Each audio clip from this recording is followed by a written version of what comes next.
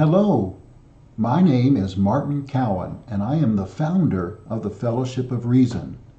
This is our ancient Greek language study group, and I am doing my homework out loud in preparation for our class of Wednesday, November the 28th, 2018. Today I want to go over 4 verbs. I'm going to conjugate 4 verbs, and here are the 4 verbs, and they mean in order from left to right across the top. I am going, I was stopping, I am coming or going, I was ceasing.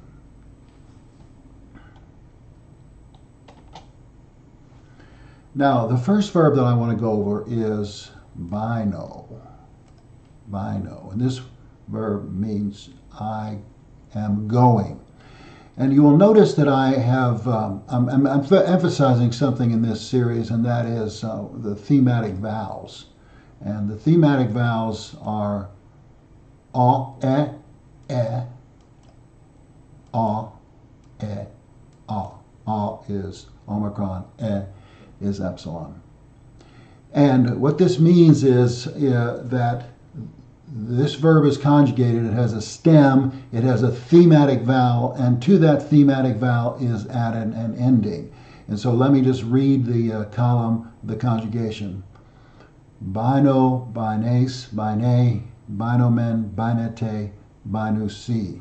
And what's to be noted here is that if you know the stem and the thematic vowel, then you've got most of the word, and all you have to memorize beyond that is the endings. Here's the next word. This is a middle word, that is, it's got the middle voice, and so this would be something like I come or go. This particular word is erkomai, erkomai. And again, I'm emphasizing the thematic vowels here. A, e, a, e, a. And somewhere I read that particular rhythm brings to mind the March of the Witches, Soldiers, and the Wizard of Oz. And here is this verb conjugated in the middle indicative present. Erkomai, erke, erketai, erkometha, erkestha, erkontai. And you'll notice that I've highlighted the first person plural here. And the reason I've done that is because I want to point out that this is a recessive verb, which means that the accent wants to be at the very first syllable that it can be. And there's a rule that says an accent can only occur on the final 3 syllables.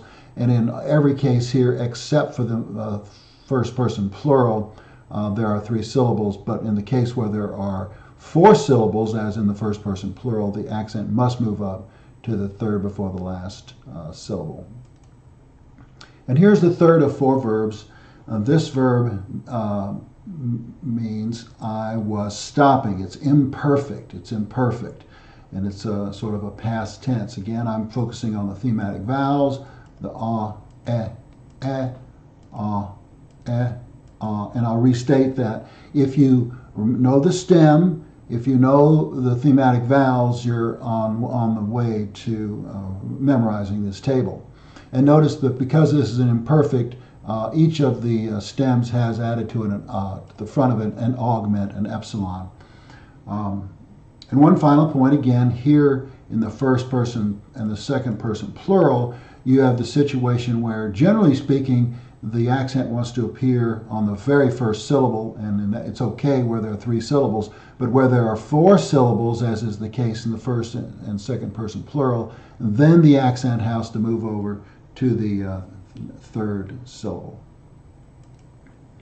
And finally, we have a verb which means I was ceasing.